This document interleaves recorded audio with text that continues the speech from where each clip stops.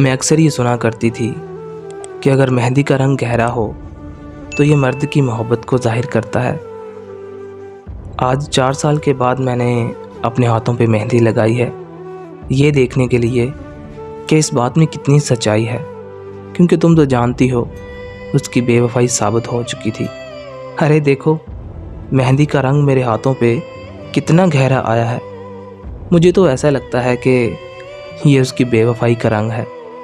हालांकि जिस कदर बेवफाई, धोखा और फरेब उसने मेरे साथ किया था, उस हिसाब से तो मेरे हाथों पे ज़रा भी रंग नहीं आना चाहिए था।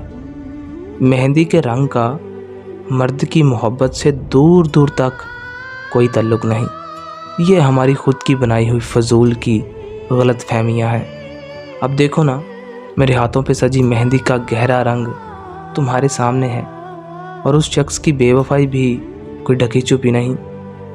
मैं तो ये कहूँगी, जिस लड़की से जो शख्स जिस कदर बेवफाई करेगा, उसके हाथों की मेहंदी का रंग उतना ही गहरा होगा।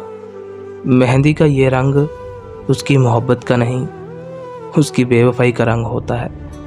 जिस कदर बेवफाई होगी, उस कदर रंग भी गहरा होगा। ये देखो ना, मेरी मेहंदी का रंग आहिस्ता आहिस्ता और गहरा हो रहा है। जितना ये रंग गहरा हो रहा है, उतनी इस रंग में घुली बेवफाई अयां हो रही है।